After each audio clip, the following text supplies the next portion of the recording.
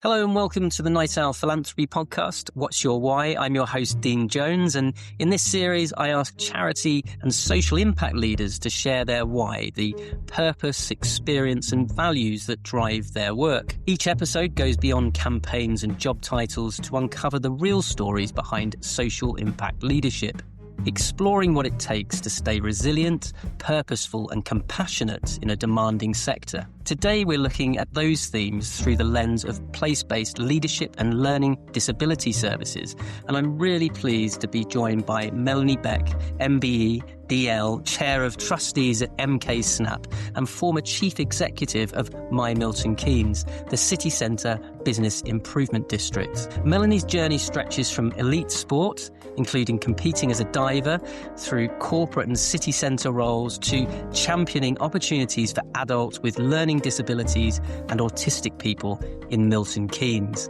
Melanie, thank you so much for joining me. Let's start, as we always do on this podcast, with that central question: what is your why? When you look across your life and career from elite sport through to community leadership, what would you say is your underlying why, the thread that runs through it all? Obviously, it's really difficult to give one sentence or paragraph on why you do something, but I think my why is everything that I have chosen to do across my career has been because I may appear to have given a huge amount to it, but I've got more from it and I've learnt more from it, and it's grown me as a person and given me an opportunity to see and reflect on things from completely different angles. So I think to answer that why, it would be purely and simply because it's helped me grow as a person. That's a great answer. Thank you. So for listeners meeting you for the first time, how do you introduce yourself and the roles you now hold with MKSnap and in Milton Keynes more generally? I think it's funny, isn't it? Because I'm actually retired. I took early retirement. So when people say, so what do you do? I sort of stumble a little bit because I'm retired. So how do I explain what I do? My husband always laughs with me because he says I have the longest business card in history. So I'll go from the... I'm chairman of MKSnap, which is a special needs adult learning centre in Milton Keynes, which I'm really proud to be a part of and to be the chairman of. I'm chairman of SportsAid Eastern Region, and that means in essence that I fundraise along with my committee for young sports people who haven't quite made it yet to the Olympics, haven't quite made it onto the podium, but are considered talented and could be our next stars from the sporting world. So, and I'm responsible for the Eastern Region of SportsAid, and I'm privileged to be the chair, and our patron is the Princess of Wales. So that's quite an honour to be leading on that particular role.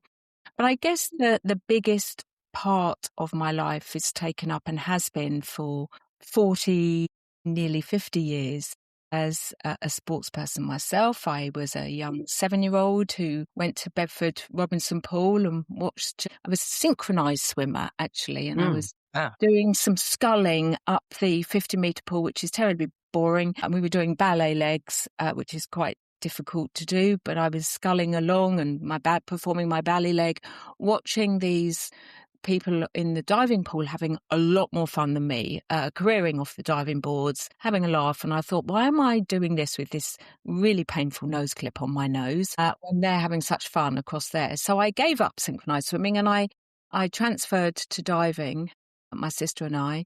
And that really was the start of my career in the world of diving.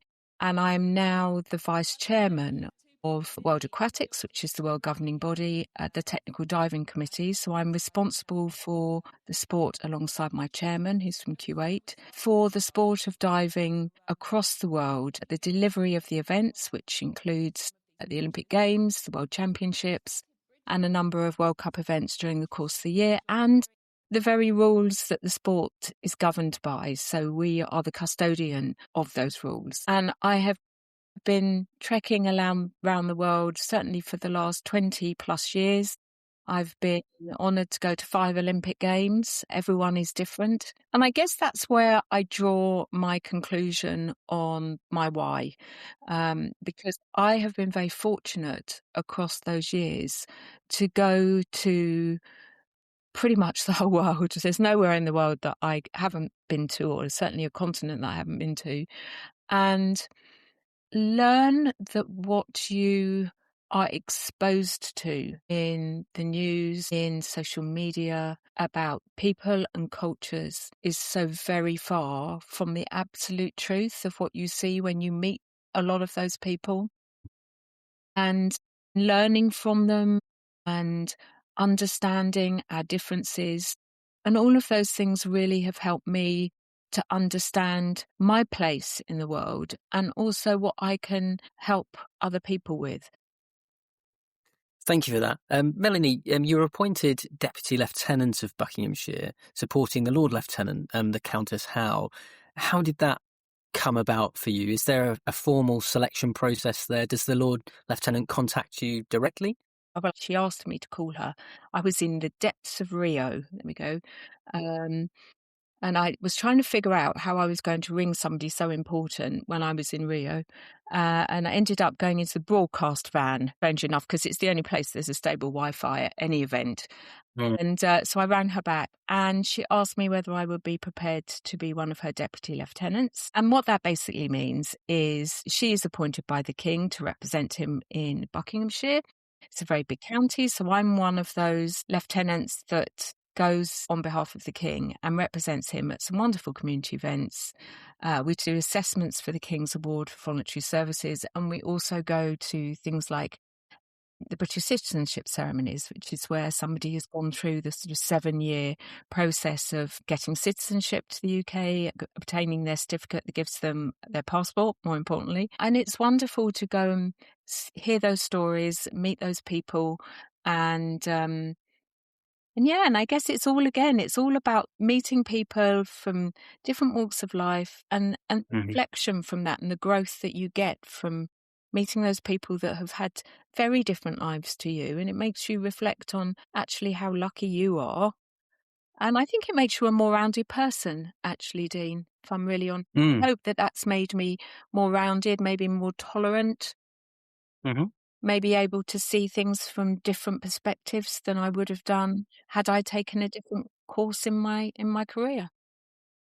Thank you. Can you take us back again to those early days and early years in sport? What do you think diving in particular taught you about discipline and pressure and performing when it really matters? Because you obviously, I imagine, apply some of those things, maybe consciously or subconsciously, into the things that you do today. I don't know if that's the case or not. So I wasn't a very good diver, I have to tell you. Okay, right. I was county nationals, but I was never. My sister was Golden Girl. She represented the country. It's very difficult when you've got a sister who's an achiever and you're sort of loping along behind them on the diving boards trying to look as good. And my father, who once said to us, summed it up with, if I could have the brains of your sister and your grace, I'd probably have a good diver. I'm not really sure how I'm meant to take that, but hey, I'll go with the graceful bit.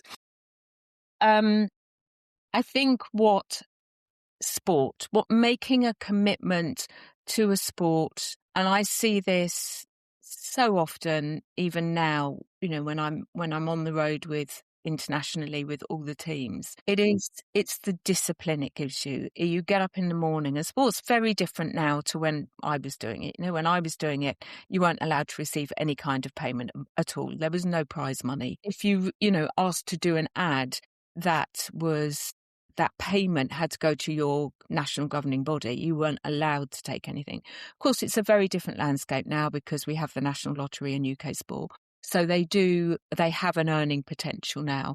But even with that, that's not the drive. The driver isn't that. The driver is to get on a board or in the water, whatever your sport is, and just do your very best. You'll go to a national championship, you want to win gold. If I hear anybody going to the Olympics and just saying on the lead up to it, I just want to qualify, and then when they get the Olympic spot saying, I just want a final, then frankly, they're not hungry enough, because you should always want to win. And even when you don't win, you learn so much from taking part. I know that's a sort of tired old saying, but you do, because you learn about you. You learn about what your mental toughness is. You learn about your approach to consistency. And as an athlete, you have to be completely single-minded. You'll often hear that sports people are quite selfish. They have to be selfish. They've got to be selfish. When the moment they get up in the morning, they are on a timetable. They have to say exactly where they're going to be every minute of that day for drug testing. The drug testers can turn up at any point. So what that sport gives you is a discipline. And that's that discipline and that desire to win, that setting a goal. Although I wasn't, a great diver, I learned that desire and need to deliver on the goal. And that's what I take into my life. And, I feel sorry for anybody who's worked for me, frankly, because they know. All of my team at my Milton Keynes would say, I'd call them into a meeting and I was going, I had this idea in the middle of the night. And you could see them all go, oh my God, what's going to... Because once I'd set my mind that we were going to do something, it was like, we're going to do it. It doesn't matter how many obstacles put in our way. We're going to do it, guys. And I guess that's come from being in a sports world where there's an ultimate goal and you're always, performing to that goal. Thank you. You touched very nicely in terms of the next question onto the area of my Milton Keynes. How did you move from that world of sport into city centre and business improvement work and eventually into the charity and learning disability space? But let's focus on my Milton Keynes and then go into the disability space. Golly, I think I have had probably the most convoluted career to the world that I ended up in, which was my Milton Keynes. So to be really honest with you, I came out of school with nothing, with zip. And mainly because my family moved from Bedford into Hertfordshire at a crucial time in my schooling. But because my sister was at that point on the British team, we moved to suit her sort of calendar. And so I went to school and I went into a different school system. And to be honest, I couldn't catch up on what that school system had done versus what I had done. And I gave up. And I was probably, the worst person for a teacher to have to try and teach, because the shutters had gone down for me. I left school, went to college, and like all girls of a certain age, went to secretarial college, went to be a medical secretary. This is why I tell you this is the most convoluted way through a career. Became a medical secretary. I could talk myocardial infarction and all sorts of things at the age of 19, which is a heart attack for anyone who doesn't know. Sort of grew bored of that after a couple of years. So I'm going to go to the bright lights of London. Got a job in a typing pool with NCR, the National Cash Register Company. Within a year of being there, promoted to a director's secretary. And I remember one day going into him and saying, Mr. Boughton, here's my resignation letter. And he said, why are you leaving? I said, because I want a career. And he said to me, you won't ever have a career. 22, I'm told, you won't ever have a career because you don't have a degree. Now, Dean, it lit me up. The single most important thing that's ever happened to me in my 60 years was somebody telling me you can't do something because you haven't got a degree. And from that day on, I went through my career proving him wrong. So I did. He put me forward for a job still in NCR. Was responsible for their sponsorship portfolio. Great job. Left there, went to Capital Radio, head of promotions, Help a London Child. From Help a London Child, I did a big event at a shopping building in Hatfield. It was very successful. The owners contacted me and asked me if I'd be their head of marketing. It was 2 minutes from home. So I said, yep, do that. Took a job there. That took me into property. From that job, I went to BA in Macarthur Glen, which was the factory outlet people, and which is now known as Macarthur Glen Designer Outlet Villages. Opened up a number of designer outlets across the UK and Europe. So that was retail. From there, Jones Lang LaSalle thought they might like a bit of me, so I became a partner at Jones Lang. I did years as head of shopping centre marketing and latterly offices. Left there as a director, started up my own company. marketing, went to Milton Keynes, where I became the head of marketing communications for the Centre MK. I'd already opened Midsummer Place as part of my portfolio at Jones Lang. I knew Milton Keynes very well. I'd worked on the theatre district, which is now 12th Street. So I knew Milton Keynes, and I went and they gave me a consultancy position there. During that period, they had an organisation called Milton Keynes City Centre Management, which was a membership organisation. And they asked me if I would like to go and run it. I got into that job and discovered that if I didn't do something pretty quick, it was going to run out of money, and it was going very quickly because the membership was dwindling and there wasn't enough money to do anything. So I had that sort of, it's an organisation, but I've got no money coming in the door, and they're asking for me to prove that I can do this, but I've got no money to prove that we can do it. So I went to a number of businesses that I knew with my begging bowl, and we did some campaigns. I put Christmas lights into the street for the first time in the 40 years that Milton Keynes didn't have Christmas lights on the streets. If you go there now, it's beautiful at Christmas. Led a parking campaign for business because it was so expensive to park, and for mums that were having to drop their children off at nursery, they couldn't find spaces. This was all pre-pandemic. Anyway, I got sufficient goodwill. I went to my board and I said, I think the only way I can make this sustainable is if I go to the government and make a bid for funding to start a business improvement district. So I did. I got £35,000 worth of funding. I went out for 12 months and I did a feasibility study with the 1,208 businesses based in central Milton Keynes, saying, if you had £10 million delivered into the centre of the city, would you vote yes for it? Simple question, a bit like your why question. And I went to ballot. So you do the 12 months feasibility. You then go to a 28-day ballot. So it's just like the general election. They get ballot papers. You have to win the ballot. So you have to win one yes or no across the post. And you also have to win the biggest rateable value. On my first ballot, I won 82% yes vote. 5 years later, I won 97% yes vote. And at that point, unfortunately, on the day after I won that vote, I was diagnosed with breast cancer. Right.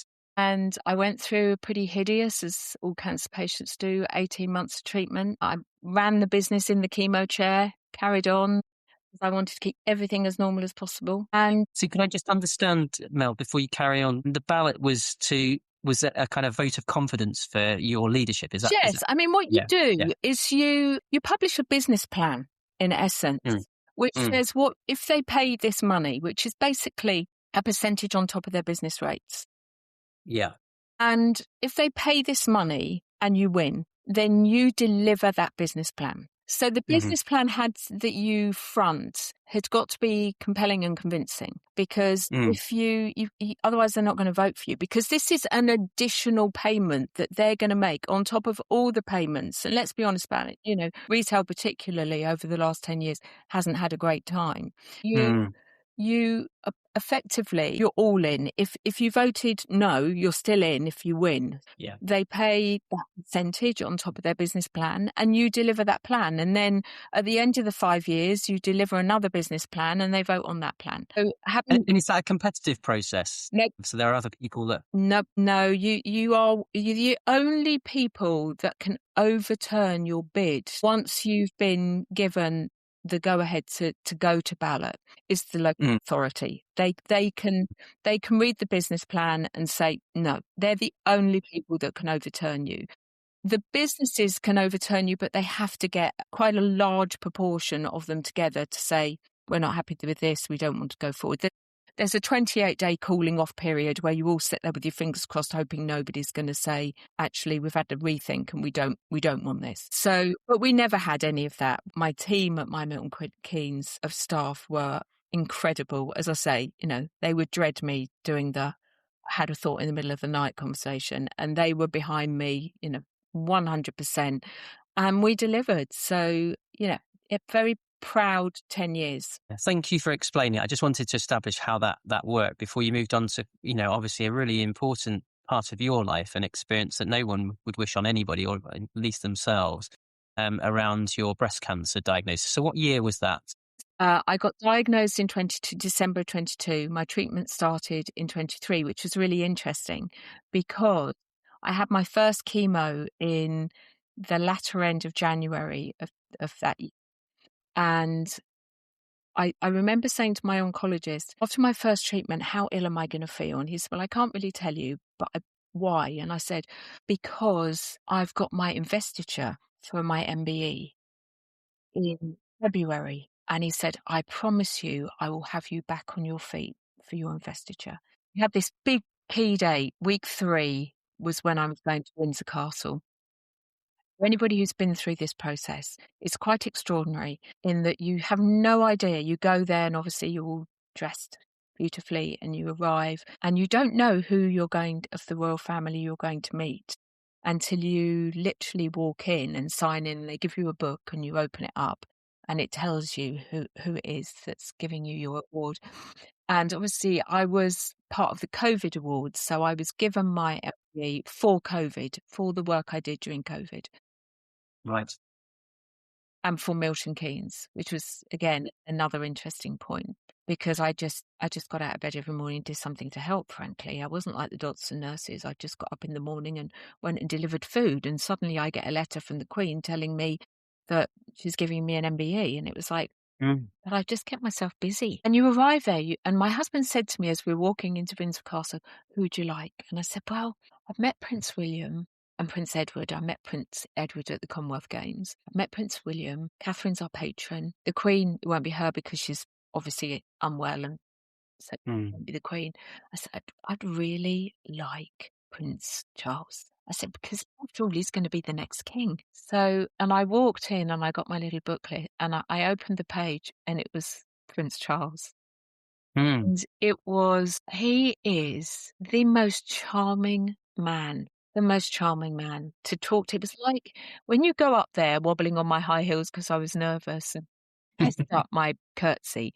My poor trainer said to me, we've been practicing your curtsy lunges for the last 3 years, Melanie. And I wobbled on these high heels and did my curtsy. And then you walk forward and he starts talking to you. And it was 8 minutes of uninterrupted discussion that never faltered. And it was an amazing day. So, well, an interesting time for you. So many things going on. Like you've got this really important role in Milton Keynes, basically driving the local economy and the retail economy in Milton Keynes. You obviously have a diagnosis which is really serious at a time just after a pandemic. You've been recognised for the work you've done during the pandemic. We're very humble in the way you talked about that and made out that you weren't deserving, but I don't think anybody receives an MBE without putting a bit of effort in first instance. So there's obviously a lot more going on there. So you had an awful lot going on, and then you've got this fantastic recognition, I think, and experience from the now King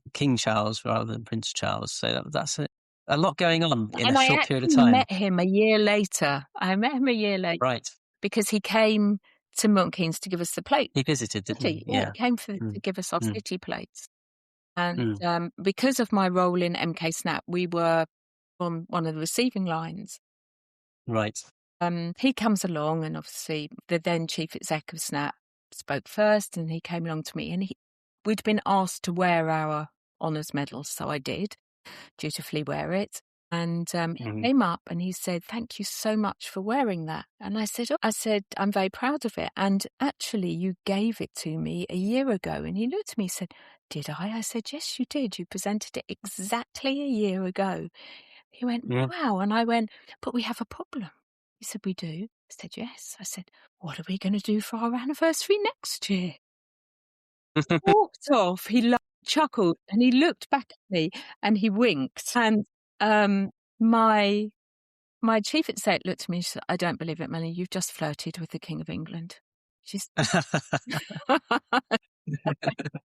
so, a little anecdote. What a great story. That's great. Thank you very much for that, for both of those stories. What, 2 encounters with a prince and then a king. Yeah. Not many people can say that. Yeah. You talked very briefly then, you mentioned very briefly your involvement with MKSnap. Could you talk about how that came about? How did you get involved with working with MKSnap and then eventually becoming chair of trustees? My first entree into MKSnap was actually through my role at Centre MK, because we were invited down. They were looking for somebody to help them build a changing rooms toilet. And we, in turn, were looking for things that we could do out in the community for good causes. Obviously, on site, we had handymen, electrician, and all those sorts of things. So we were invited down to sort of look at opportunities that we could work with Snap. And one of the things I will say, that when you first go there and you know nothing about it, as I did, you walk in and you are immediately struck by the joy of the place. It's not a school, it's a centre for special needs adults. And these are adults ranging from 19, 20, right through to 60s, 70s. Mm. It's not somewhere that they just come and sit in a chair and play bingo. This is a proper development setting. And when you are shown round and you're shown the assortment of development activities that they do, whether it be in the gymnasium, whether it be in the technology rooms, or in the work placement room, which is where they take work externally and bring it into Snap for Snap adults to do. A lot of the people at the centre have issues with mobility and being able to think things through, and just generally their cognitive behaviours and some of their mobility issues make it very difficult for them to go out into the world of work. And our ultimate goal at Snap is to develop an adult into a place where they feel confident enough to go out into the place. So they might be putting bike valves into bags with the leaflet on how you use them. But the incredible thing is the staff there break those down. So if somebody's got issues with mobility of their hands, they will have a template that they put the bag into so that it enables them to put the valve in the bag. And what struck me the first time I went round there was not just the joy of the people attending, but the really special people that worked there, the people that came there and were literally able to break down any task to make it accessible to a person who is either disabled or has special needs. And create an environment where they feel safe. That autistic people find going into new areas very difficult. They find meeting people very difficult. Loud noises are difficult. So being able to bring people with complex needs into an environment where they feel safe and able to be themselves, I think is incredible. And that's what staff at Snap do. So my first visit was very much a wow visit, because I didn't know places like this existed. Didn't know that because I'd gone to work in the shopping centre business a lot of my life, I got very used to seeing special needs people coming into the shopping centre and being led around hand in hand, looking at the shops, looking at, and that was their day out. That was their stimulation. And one of the things that I did recognise when I was at the Centre MK, because I was quite involved with the Community Foundation in Milton Keynes, was how does somebody with special needs understand 10% off, 20% off? Actually, what do people who haven't had, who aren't very literate or very numerate? I struggle with numbers, and therefore, how do people understand those sorts of mathematical things that the average retailer puts up? We all know what bog off is, but when you put 20% up, that's much more difficult for people to understand. And certainly somebody who's got special needs. And I actually started a fund for myself with the Community Foundation specifically to fund charities that were providing life skills. And that was a direct result of going to Snap, because it made me start to question, why shouldn't somebody who has got special needs, why shouldn't they have the same opportunities I have? I came out of school with nothing, so one could say I was a dunce, but I had within me a desire to succeed. But a special needs person doesn't mean they don't have that desire to succeed. You just have to reset it and make it possible for them. So that was my first visit to SNAP. And over the course of the next few years, I went to fundraising activities. I got involved with SNAP. I looked at every opportunity that we could. I bought art. If you came to my home, there is SNAP art everywhere. It's quite extraordinary. And then during the pandemic, I was asked whether I would consider being chair. And I've now been the chairman of SNAP for 5 years. And what I have seen over those years is this SNAP. Everybody says, why is it called SNAP? It's Special Needs Advancement Project. Thank you for that. Bit of a lumpy name. Okay, what does that actually mean? Special Needs Advancement Project. It doesn't really say very much. But actually it does if you understand SNAP. What we're trying to do is take a group of people that have challenges and give them exactly the same opportunities that you and I take for granted. So we are really delighted that we now have a wonderful workplace partner in M&M Supplies, and they have now 5 of our learners in employment with them. One is now employed properly. That's given us some challenges because, of course, disabled people get benefits. And if they go out to work, how does that affect their benefits? But we've worked with the Department of Work and Pensions so that they're not compromised. So now we are constantly looking for how can we take, our learners and take them the next step, the ultimate step, which is to give them the confidence and the ability to go and work in the workplace in roles that aren't, stuffing people's bags in Sainsbury's. These are jobs that actually give them a self-worth. Because to be honest about it, Dean, all we all want when we get out of bed every morning is to have a self-worth.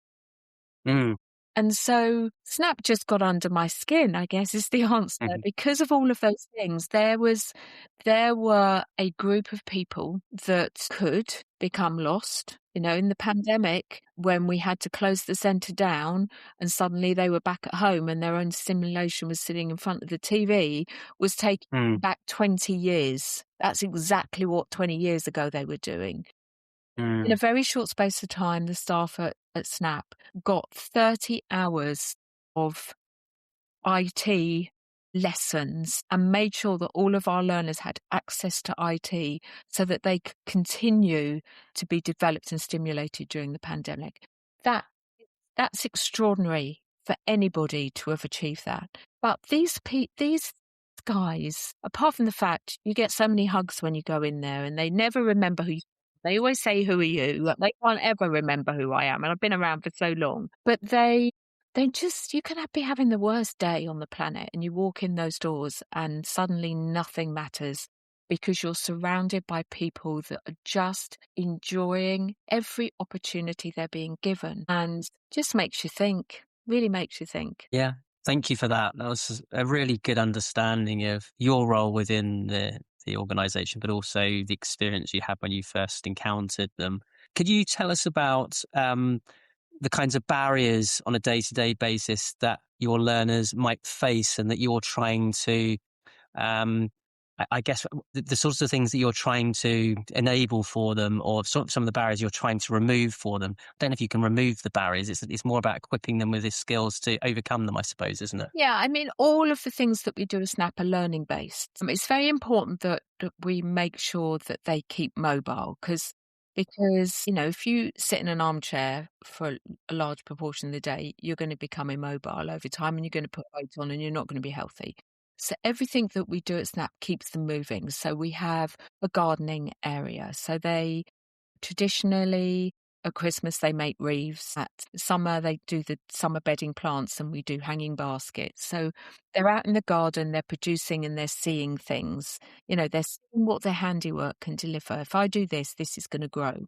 So they have that. They go out. We're very lucky that our centre is based very close to Caldecott Lakes in Walnut Tree. So they're out, they do photography, they go out walking, they go and collect things to put, if they're making the wreaths, they're collecting foliage to put in the wreaths. So that may be one part of their day.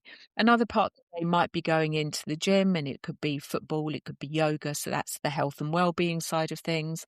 Then we have a cafe. We have a cafe that opens Tuesdays and Thursdays to the general public. So they're cooking everything that is made in that cafe, all the cakes, and they're making all the coffees and the teas. We have a number of networking groups that now use Tuesdays and Thursdays as their meeting point for their events, and they cater for that. So they're in the cafe, they're taking the money, they're serving, they are taking the orders. So they're doing every element of running a cafe. The only bit we do is supervise them in terms of what they're making for this week to sell in the cafe. Then you've got the workplace placement area. So that's where we have people who give us their work to do. So at the moment we're packing for Poorly Paws. So Poorly Paws are little bags that you get, and inside there are sterilizing fluids and bandages and things that you can put on your belt, so that if you're walking your dogs and they get a thorn up between their pads or they cut their leg, you can deal with it there and then. So we have these little Poorly Paws, and they have to put all the various elements into them. We have another contract with Naturally Tiwa, which is a beauty group that's homegrown. Shalom Lloyd, who lives and has developed these amazing beauty products for people with asthma. They fulfill all her online orders. So they're a fulfillment center for her. They're a fulfillment center for an organization that sells tea bags, various different types of herbal tea bags. So that proper work, that's the sort of first stage of going into the proper work before we even think about or consider or assess confidence, ability to go out into the workplace externally. And then we have our art room. Our art is stupendous. It is sold, and we donate it to various other charities for their events, and it is quite stunning work. And we also have an enterprise arm. We make cards out of the artwork. There's coasters, and there's lots of seasonal things. We just had Valentine's Day, so there's lots of different Valentine's cards been made. And again, that's all sold through our MKSnap website. So there are an enormous number of activities going under that roof. Then alone on top of that, there'll be the true learning, which is, going into the IT room, or they're doing quizzes, which is all learning. And our quizzes are all based around this point in time. So at the moment, we've got the Winter Olympics. So they'll be learning all about the Winter Olympics. When I went to Tokyo, I would send back messages from various different sports events during my time in Tokyo. And we have a mascot. So the mascot came with me, a smaller version of it, thank the Lord. And, I'd get Tom Daly to take it up onto the 10-meter diving board and so show the view down from the 10-meter diving board. And then that would be put on our social media, and it was sent back for the learners to learn all about the Olympics and the mission behind and values behind the Olympic movement. So we are constantly looking at things that are happening in the world that can learn, because that's relevant learning. We're not going to sit them down with a maths textbook, because that would, be boring for them. And frankly, they probably don't have the cognitive skills for it. But you can always find a route to learning. And that's what we try to deliver. We try to stimulate them through the vast number of things that happen in the world that they can learn from. Where is Tokyo? What does Japan's culture mean? How does Japan differ from us? There's so much learning when you start stripping back. You can see I'm passionate about this, because it's. I know you are, yeah. No, it's just when I can still conjure up in my mind watching middle-aged people, clearly with Down syndrome and other difficulties, walking around shopping centres when I was in my 20s and 30s, and me thinking, this is obviously their day out. This is their day out for the day.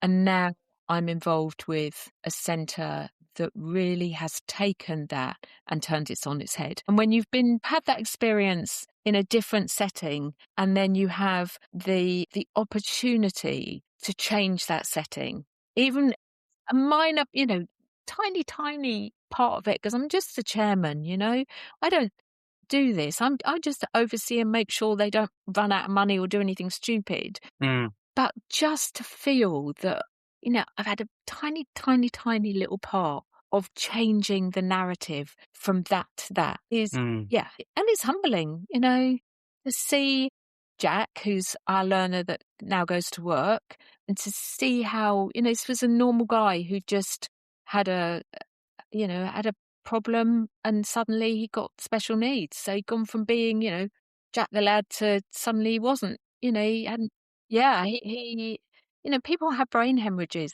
and that affect everything going forward from there. And a lot of people having something like that happen to them give up. And I guess it's really strange what life throws at you, because if I look at somebody like that who could just go, what's the point? And I look at when I came to the end of my treatment journey, and the Princess of Wales has touched on this recently, saying, I don't know who I am anymore. I don't know what life looks like. You're referring to your breast cancer diagnosis in this, yeah? I understand that people get to a point of going, what is there? What's the point now? Because, I'm going to get another diagnosis in 3 years' time. So what's the point? So when I'm a very reflective person. So when I look at, the Jacks of this world who's sailing through life, and then suddenly like that happens, he could very easily have just gone, what's the point? But here he is now, a few years on, holding down a job. He's never stopped smiling. He's a proper Jack the lad in the centre. He's the one that's going to make you chuckle, because he's just a little edgy, cheeky sometimes.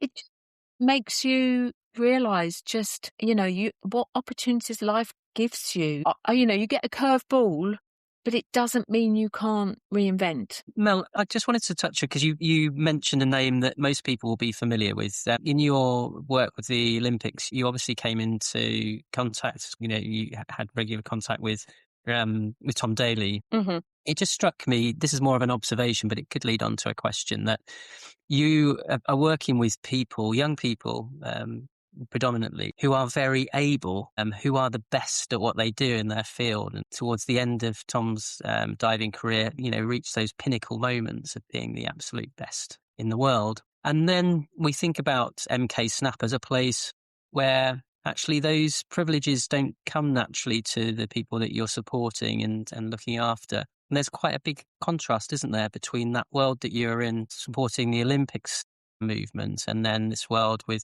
MKSnap. Do you ever sort of realise that in yourself, that you've been exposed to those very two contrasting environments? And what does that mean to you? How does that affect you? I think everybody has things happen in their lives that make them reflect. And if you look at Tom Daley, and I was lucky enough to do the whole journey from small boy right through to today. I mean, if I sent him a text now, he would reply. I still taunt him, convinced he's gone. Yeah, we'll see. LA is looming, and he lives out there now. Tom's journey wasn't easy. His dad died just before London of a brain tumour. That was that couple of years where it was clear he wasn't going to survive it, was tough. And Tom's journey after that, coming to terms with his dad, he was very close to his dad. I mean, really, really properly close. And we're all close to our parents, but his dad went everywhere. He was really celebrated in the success that he was having. And then obviously him deciding to come out as a gay man, that wasn't an easy thing to do. He was the poster boy of the Olympic Games. Anybody who's spent any time in that team will know just what came with that exposure. I was in the darkest place of Mexico. We had to arrange security for him because he could not move. The Mexicans are fanatical about sport, and particularly diving, because they're very good at it. And so, with that fame came a huge amount of pressure. And sometimes that pressure got to him. I was in Rio when I had to walk away. I took myself for a walk because it was like watching somebody unravel when he didn't make the semi-final, when he literally unraveled in the semi-final. There was his head and his body weren't talking to each other. And to watch that unraveling was really unpleasant. And so I guess the answer to this question is that every athlete, although they are incredible through their journey, they will have dealt with some serious setbacks along the way, and they will have had to get past those serious setbacks. No, that could be fractured shin splints, which would seriously affect a diver's ability to jump. That could be, their tricep being torn because they push like this so much for the water. Still comes under a lot of pressure. And with Tom, mental toughness, being able to deal with mental toughness. Now, one of the things the pandemic did, of course, was we had an Olympic Games with no spectators. And if you remember what happened in London, after his second dive, he had a redive because he claimed that the flashlights in the stadium, and I was a assistant referee during that event, and literally he hit a wall of light. As he twisted into that dive, he hit a wall of light and he got a redive. The redive actually wasn't any better, but he went on. He didn't get a medal in that games. But the reason I tell you that story is he was never able to do that dive again. He could not do, when you do a twisting dive, you usually do the twists at the top of the dive, so you come off the board and you twist. He had to deliver a new dive, which ended up being called the firework dive, which meant that he came off the board and he somersaulted and then he twisted at the end. And the reason he did that was because when you get to that point where you start the twist, he could no longer be affected by anything that might happen as he twisted in terms of flashlights. So he got round that and delivered this new dive. And then we went to Rio and everything went hideously wrong in the individual. But then we went to Tokyo, and Tokyo had no spectators. So he was able to dive with no flashlights, no noise. Interesting. There was nothing that was going to jar his concentration or deliver or question his, he wasn't worried about anything. And he delivered unbelievably. And then, of course, delivered again in Paris. So, we had the most outstanding couple of games. And I look at that and then I look at Snap. Everybody in their lives, whether they're sports people or whether at the top of their game, as we've got at the moment with the Winter Olympics going on, I'm absolutely obsessed by it. Or you look at a learner going to MKSnap. Every day has its challenges, whichever world you're living in. Everybody has challenges. And it's about how you get around those challenges. And it's how the people around you support you. You look at, I used to laugh with when I'd see the teams arriving, because I'm not allowed to be Great Britain because I'm World Aquatics, so I have no flag when I'm away. Right, okay. So all the teams, I support all teams. Right. So always a little bit of I want to clap hours a bit louder. But you see the entourage arrive. You've got the physios, the strength and conditioning experts, the coaches, and you see all of those people that make it happen. But on the day, that athlete that does it, and I go to Snap, I've got all of these people around these learners who make it possible, who are delivering all of the activities that make it possible for them to develop and advance and to be stimulated and want to know more. So they're not different worlds, actually.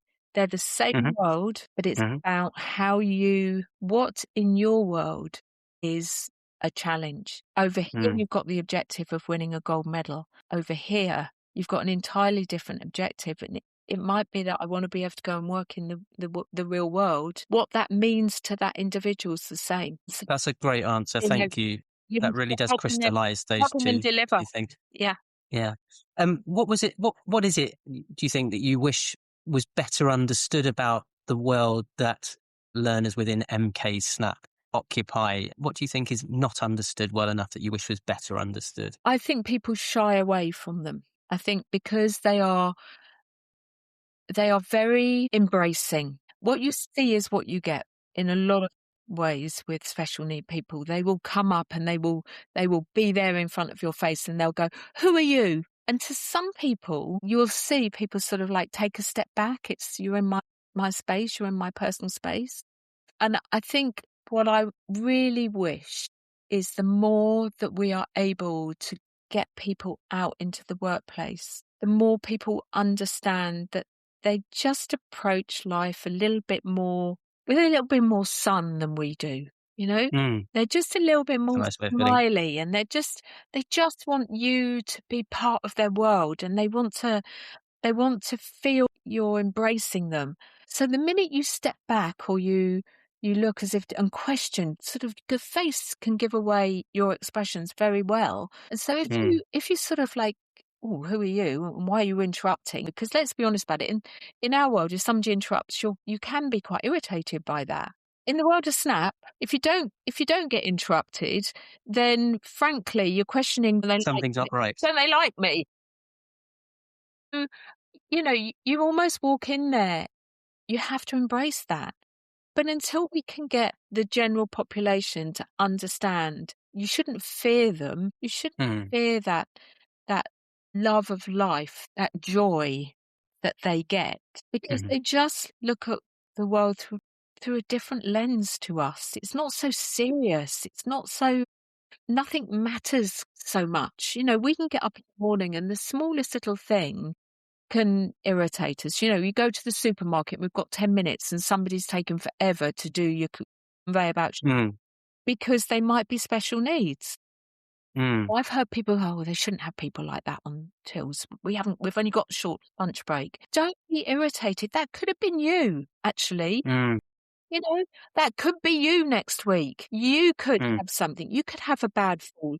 You could get a brain hemorrhage. You could have a car accident. And you could be one of those people that are just looking to be able to continue their lives. So we don't have the right to judge them. What we should be doing is embracing and assisting them, not judging. We need to stop judging. I agree. And step into people's shoes for a moment. Yeah. And see the world from their perspective. Are you able to share an anonymized story of a learner? It doesn't have to be anonymized, but of a learner or family that really sort of captures what MKSnap can mean, not just over the months that they might be there, but over the years. So in terms of what that environment means for them over a prolonged period of time, because I'm assuming that this becomes an extension of home for a lot of the people, the learners that are joining you on a day-to-day basis, week-by-week basis. And we have learners that come who have got very complex needs. So they come with their carers. So we have a young man who comes with his two carers. He has absolute all needs. So we can take him because we have the special bathroom area that means that we're able to shower, we're able to change, we've got a hoist, you know, those sorts of things that you've got to allow for, particularly if you're dealing with people with complex needs. And he comes in and he takes part fully in all activities. And what I like about having somebody with such complex needs is when they come and they just observe, they arrive and they're just observers. They've just come and they're watching and they're not really taking part. And then you see them, it's a little bit like a flower, you know, bud, and you slowly see that person opening and getting involved. And it might be something really small to start with, to then you get to the point where we are now, where he takes a full advantage of everything that's going on that is within his disabilities that he can. He will invest himself in conversation. Speech is very difficult. So, you know, giving that person the opportunity to speak. So often if somebody is working or is around somebody like that, they'll finish their sentences because you know what they're going to say. So you chime in and go, and you finish it for them. Oh my God, that is so rude. All right. It's rude on every level because he is able to tell you.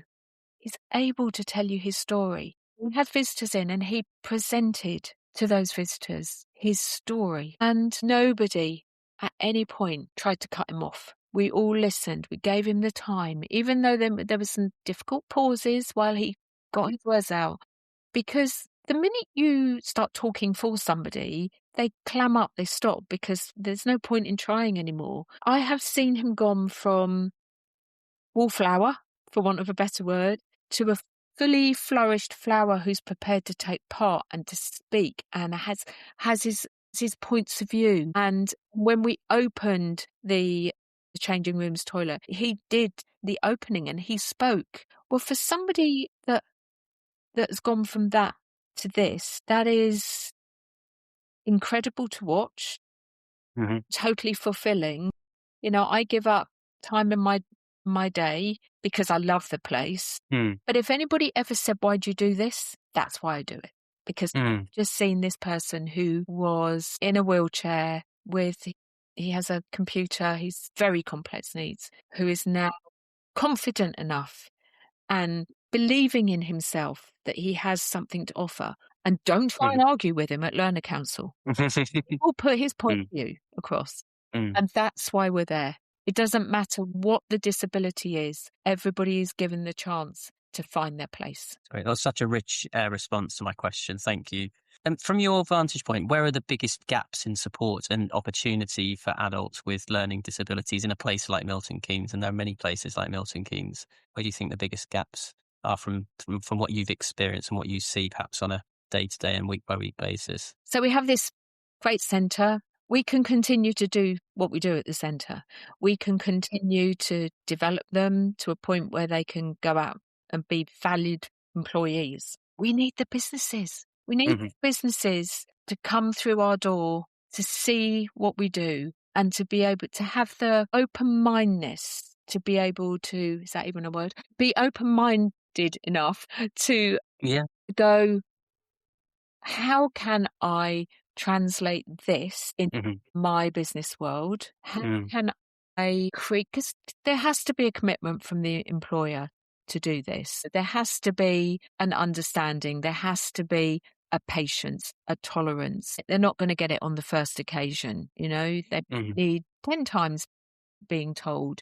You might have to do a lot of nurturing, but the end result is that you get this really confident and loyal employee who will do anything for you. And I think we have this wonderful guy, Frank, he owns the business. He is absolutely seen what the learners can do as employees in his business. His business, he can't take them all. And, we are constantly looking for businesses to just come and see and question whether they could make the same happen in their businesses. So there are challenges. Our challenge is finding more Franks. We need more people like Frank prepared to do this and prepared to learn with us.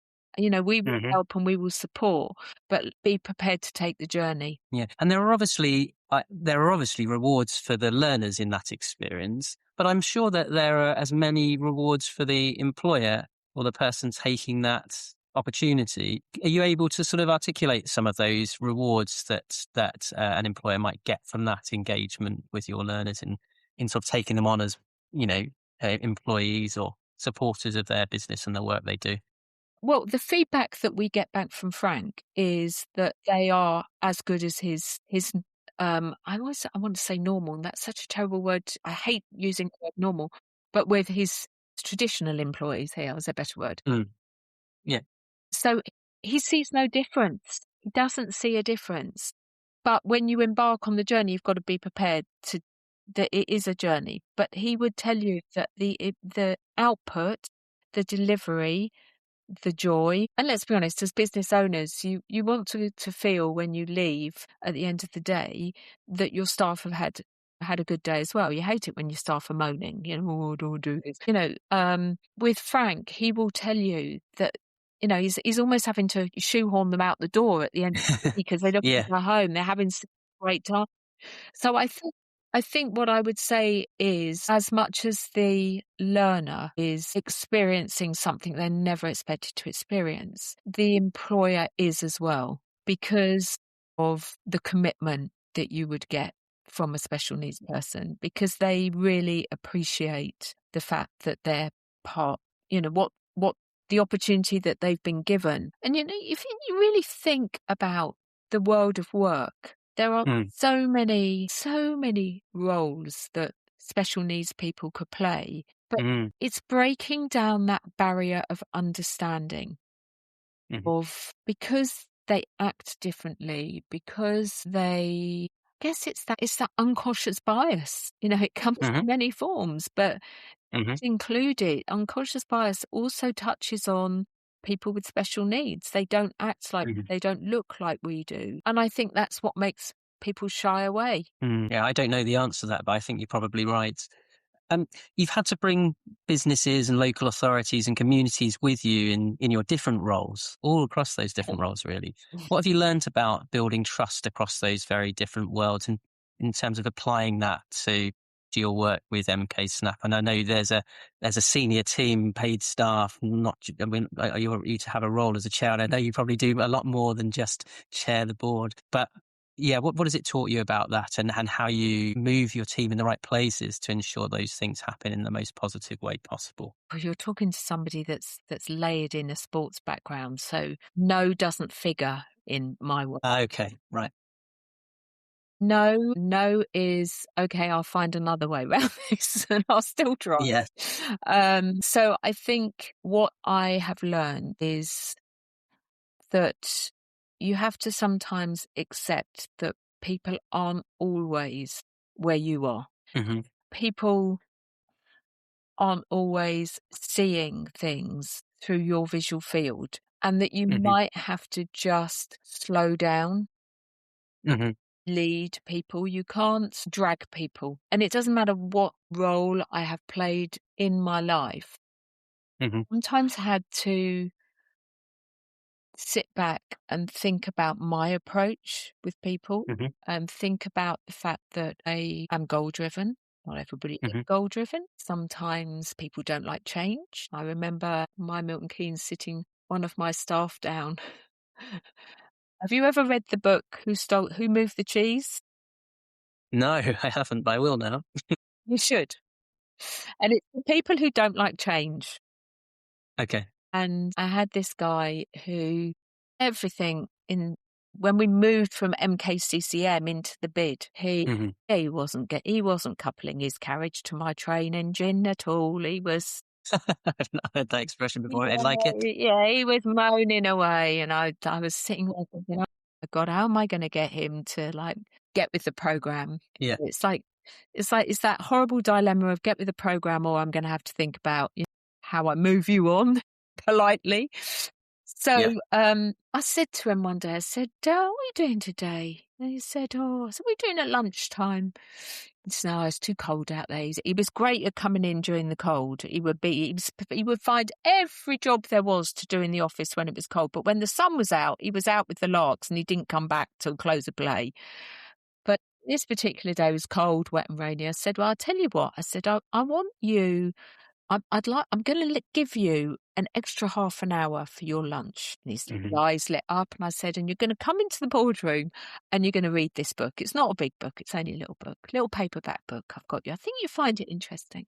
And I sat him down with this book, and every day he was put in the ballroom to read another chapter of this, Who Moved the Cheese? And at the end of the week, I bought him, I said, read the book? He said, yeah. He said, I said, what was your take? He said, that you want me to understand that we've got to change. I said, that's exactly where we're going with this.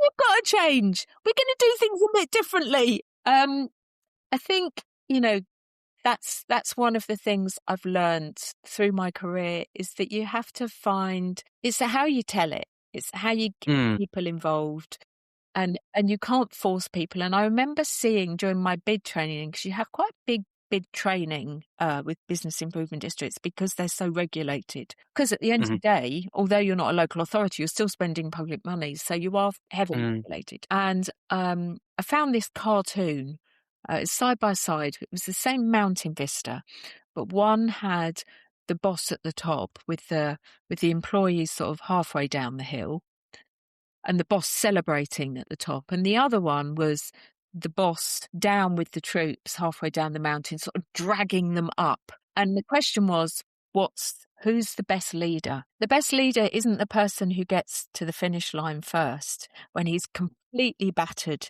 his whole staff and everybody that he's trying to get on to the project. The Hmm. person that leads is the person that takes everybody on a journey.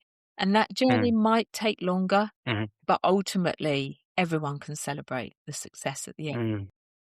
And I think everything I've ever done has always been about a team. It's a team effort. Mm-hmm. It wasn't me, it was not Melanie Beck of My Milton Keynes. And I said that to my board when I gave my notice. I said, I told you at the beginning of this journey, I was building something that when I left was known as My Milton Keynes. It wasn't known as Melanie Beck. Because there is, you could, because you brought it in, you established it with your name on the tin, everybody thinks it's Melanie Beck. That's the worst thing that can happen to a business, because what happens is when you leave, everybody goes, it's not the same. I need to go and find somebody else. I need to go and find another company because that person's gone. And what's really important is building something that when you walk out of the door, it's still able to move forward because you've built it on firm foundations. I completely agree. You haven't done your job. Yeah, I completely agree. I think that's exactly the right approach. Very difficult, I think, to achieve it, and you've got to have the right mindset and the right team around you. So, thinking about what you've just spoken about bringing people with you and bringing people together. Obviously, MKSnap itself has, I think, a strong local profile within Milton Keynes and beyond. What's worked best for you in bringing people with you in that context and raising awareness and positioning the charity as a partner of choice in the city for the supporters that we want to? We are lucky, and we never rest on our laurels, but Snap is a small, beloved charity in Milton Keynes. And so a lot of people know the story of MKSnap.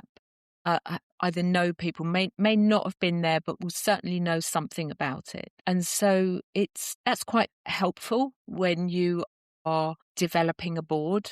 And a board has to have a range of skills, an assortment of skills to make it work. I'm the chairman, and my background's marketing, but I'm not a fundraiser. And people sometimes think that marketing and fundraising are the same thing, and they really aren't. But, I look at what we do at Snap, and therefore what are the skills I need the trustees to have? And I regularly do a skills competency check, a skills matrix. So I ascertain what skills that we need, where we might have gaps, because that's good charity excellence to do that from time to time. I need somebody who understands finance. I'm very lucky. I've got two. I've got a bank manager and a tax specialist. Very lucky. Yeah, you have to have somebody that understands safeguarding. You've got to have a lawyer who's going to keep us out of trouble and make sure that we file all the things we have to file at Companies House at, the particular time. You have to have somebody that either has lived experience of special needs or has worked in that sector. We are very lucky that we have all of those elements on our board at Snap now, and it's taken a little while for us to get the right set of people. Fundraising is difficult because everybody wants fundraising in a charity, and you're pulling from a relatively small pool of specialists. We need to understand the dynamics of the charity world. We need to understand the dynamics of a local authority, particularly because we are a commissioned service by the local authority. We need to know about quality and quality of care. So we've worked really hard to identify key areas of our business, for want of all, the charity's business, that we need to have specialists. Now, why do we need those people? Because we have professional staff running it. The difference between the people that are paid to run are, particularly in MKSnap, very special people, committed. I mean, the hours they give to the centre is extraordinary. The difference between them and us is when we meet 4 times a year, and we have various subcommittees that oversee various elements of the running, the day-to-day running, we need to be bringing our knowledge from the commercial sector and overlaying it into this environment, because we should be the people that are saying, are you aware that there's a new employees bill going through at the moment through Parliament, and that will mean that you no longer have 2 years to decide on whether you like an employee. You actually it's 6 months now, and that 6 months you would still have to take them through performance management. And so, our role is to be constantly saying, have you checked? Have you done this? Have you thought about your approach? Because you'll need to check that you're allowed to do this. Like a critical friend almost. We are a critical friend. So, nobody should work, whether you're a trustee or an employee in Snap, unless you're DBS checked. So nobody comes through the doors without that in place. Mm-hmm.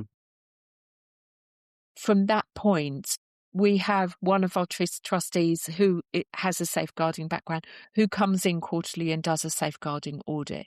We have policies, filing cabinets of policies. They all have to be reviewed to make sure they're appropriate and they have all the legal, things that they should have in them. But we will still, every year when we review them, we will still find things we haven't covered off. And it's that knowledge that you're bringing through your trustee base into the business that helps keep you out of jail, for want of a better word. And so our job as trustees is ensuring good governance and compliance. That's our number one job. And obviously making sure that we've got enough money, and our financial basis is rock solid. So we ensure that we've got the right amount of money. If we had another pandemic, we have enough money in the bank to see us through 12 months. Because how many people suddenly went, oh, how are we going to keep everything ticking over until we reopen? So we've changed, and we make sure that, we did have we did have enough money, but we now have got more months. We've worked out what, the number of months. So we have 6 months money that is there in case the doors ever close. It's about giving yourselves financial resilience to cope under the strain, essentially. Yeah. You've touched on this idea about challenge within the organisation, and that comes with a lot of pressure, I think, for everybody involved. You yourself talked about, you led through COVID, constant change, and sort of leading on the bid, which inevitably has pressures attached to it. Your breast cancer diagnosis, which must have put an enormous amount of strain on you, both sort of physically and emotionally. How do you look after your own resilience while staying sort of present and there for other people? What sort of things do you have to tap into to ensure that you can continue to deliver in spite of all of those different challenges that have been thrown at you over the years? I think my number one rule would be keep your feet on the ground. Keep everything as normal as possible. Don't get above yourself. Stay grounded. Stay real, genuine, authentic. All those words we hate bandied about. Because as I started this, when we opened this with my why, maybe my why now you understand. You don't do this because you're a nice person. How often do you hear old people say, oh, well, I'm just giving back? Giving back what? What are you giving back? You do this because you get something from it. Nobody does something for nothing. You have to do things because there's something for you in it. And it's interesting. For me,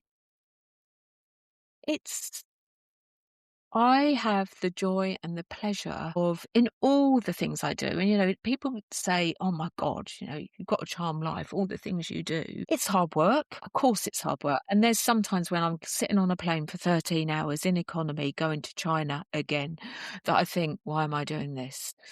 You get to, where you're going, and you see the performances, or in the case of MKSnap, I go down there and I see the excitement because it's Christmas party day, or we're celebrating some other festival that we've been, developing them into an understanding of.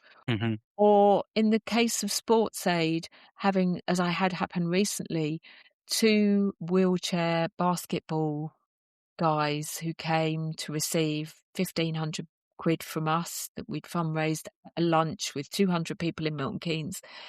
Their interview with me about why they do this job, why they do their sport, the interest was so received by the 250 business people in a room that I was called over during coffee to a table where there was a gentleman who said to me, I want to give £10,000 to those two guys, £5,000 each, because I am so blown away by their stories of why, of going to the Paralympics.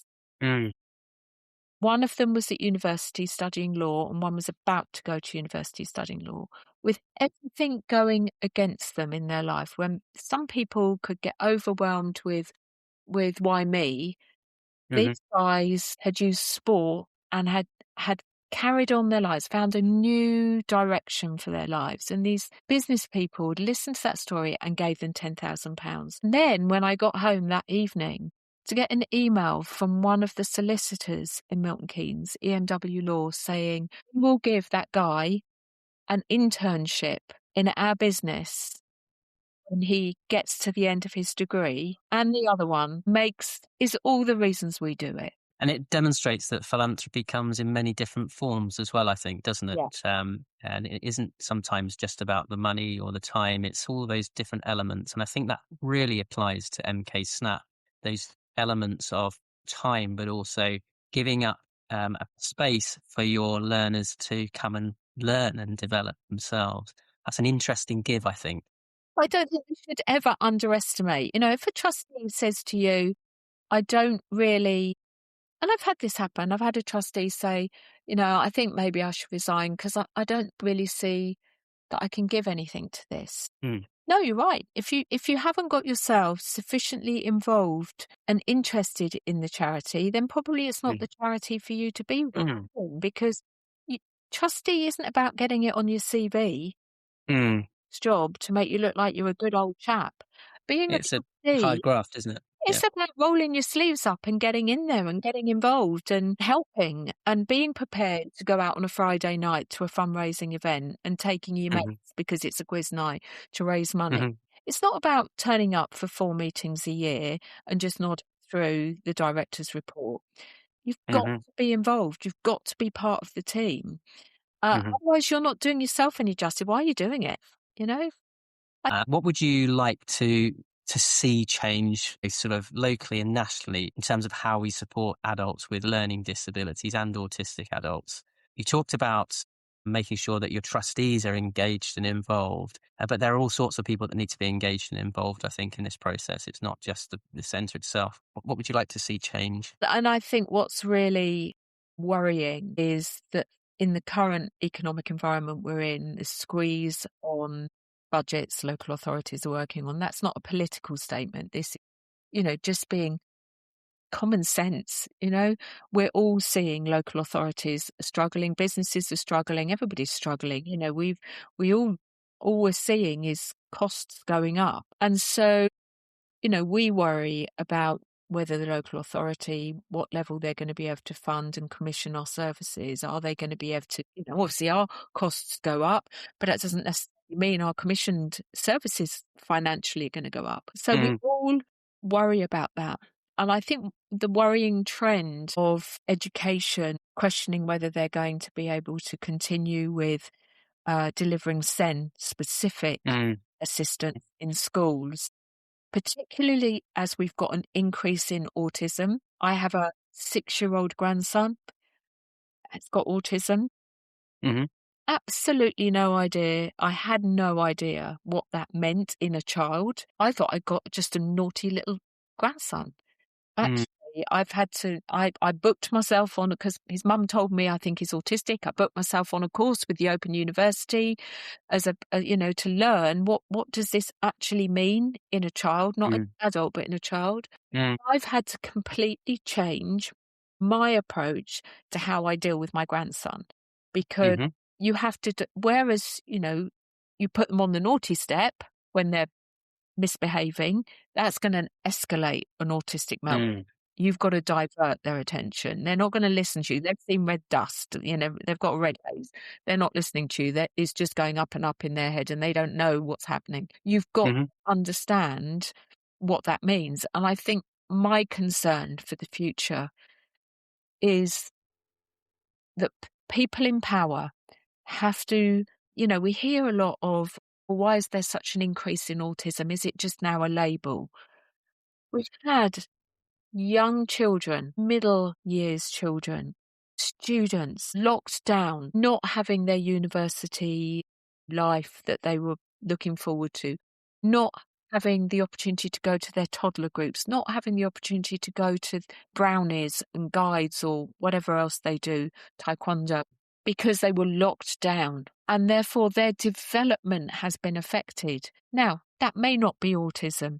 That may be other things because of that period that we were all locked down.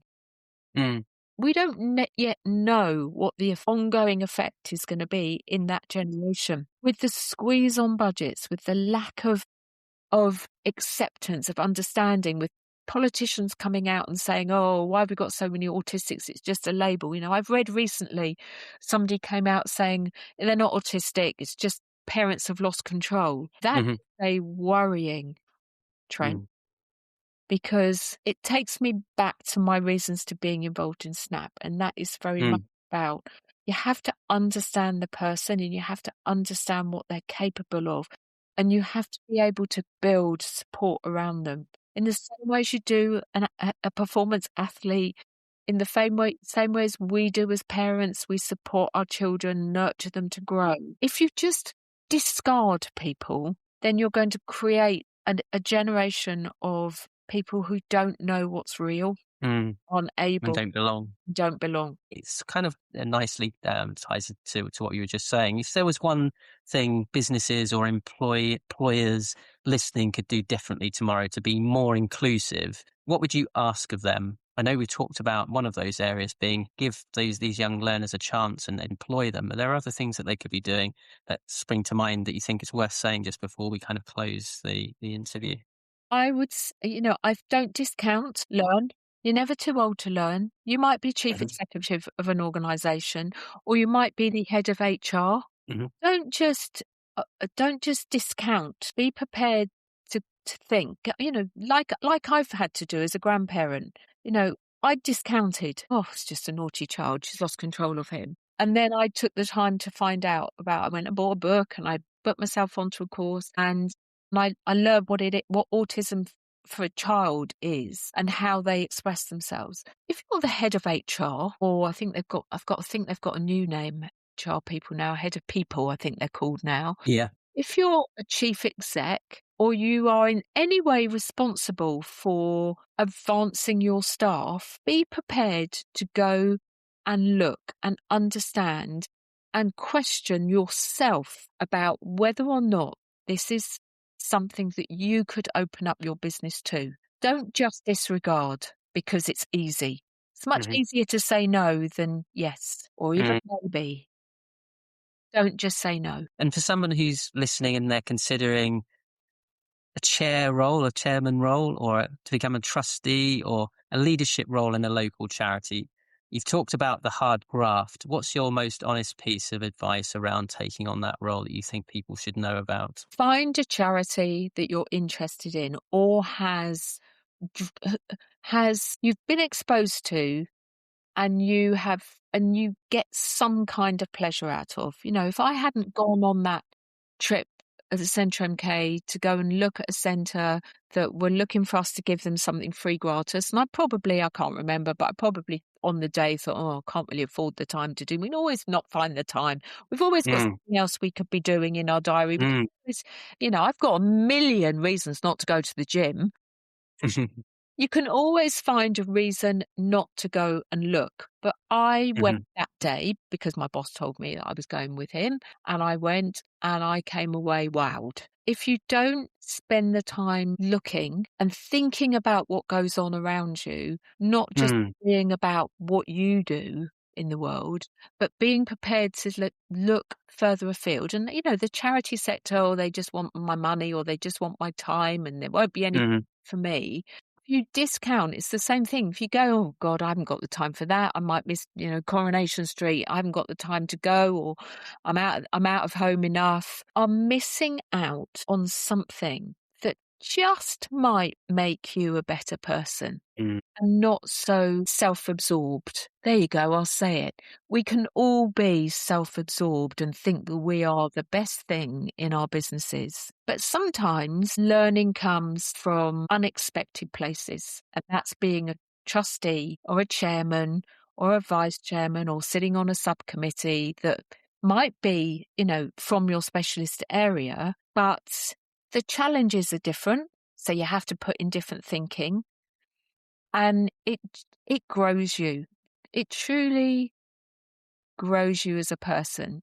People have said to me in the years, why do you spend, 10, 12 weeks of the year slapping around various parts of the world, giving up your time free of charge? Why do I do it? Because what I get out of it is much more than what I give. Brilliant. Thank you. I'm really pleased I asked that question. That was the final question before we move into our quickfire session. And the last bit sums it up really nicely for me. Thank you. So quickfire round questions. Tea or coffee, Mel? What would you prefer and how do you take it? Coffee in the morning, milk and 2 sweeteners, tea in the afternoon. Otherwise I don't sleep. Okay. Good one. And are you an early bird? Talking about sleep, are you an early bird or a night owl? Neither. As much sleep as possible. If I have to be in bed by 10, and one of the reasons I retired is that I cannot get up before 9. I can't be in the office late anymore. And thinking about Milton Keynes and landmarks, would you prefer to be in one of the green spaces or in one of the great community venues in Milton Keynes? And which one? Green space every time. Yeah. Green space. Where's the best green space in Milton Keynes? Willow Lake.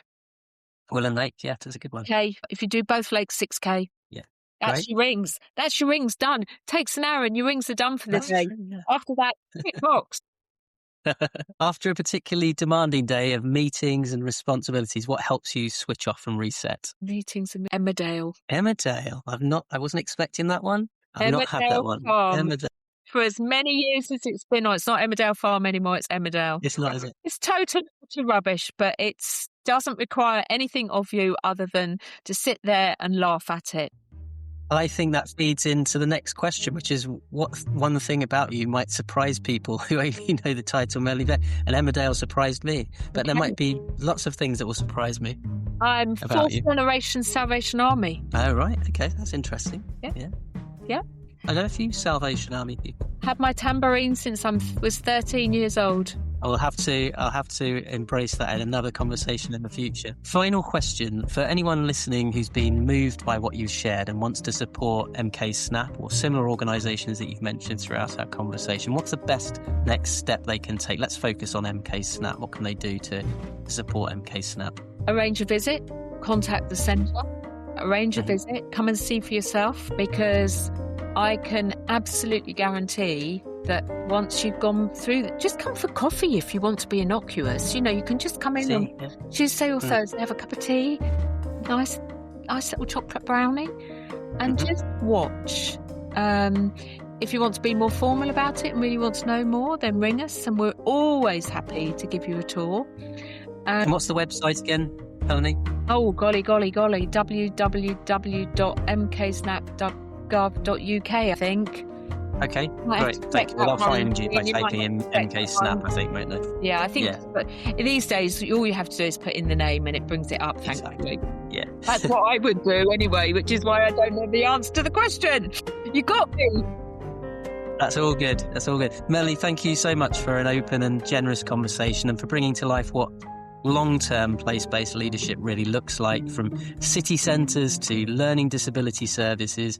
You've given a clear sense of how spaces like MKSnap can offer stability, dignity and a possibility for adults with learning disabilities and autistic adults long after school or college ends. You've also been very honest about the weight of responsibility that comes with visible roles that you hold and how you've tried to use that visibility to open the doors for others rather than simply collecting titles. And so to everyone listening, I hope this episode has prompted you to think differently about adults with learning disabilities in your own community and about what genuine inclusion and opportunity could look like where you live. And if you found this conversation useful, please like, follow and subscribe to the Night Owl Philanthropy podcast on your usual platforms and share it with someone who cares about disability, inclusion, local leadership or community-based charities. And in our next episode, I'll be speaking with Ashley Samuels Mackenzie, co-host of the How I Became podcast and media lead at In Music, in Media, a social enterprise using music and media to create alternative education and development pathways for young people facing challenging circumstances. And we'll be talking about his why, the stories behind the podcast, and how creative industries can open doors that traditional systems often keep shut. Thanks for listening.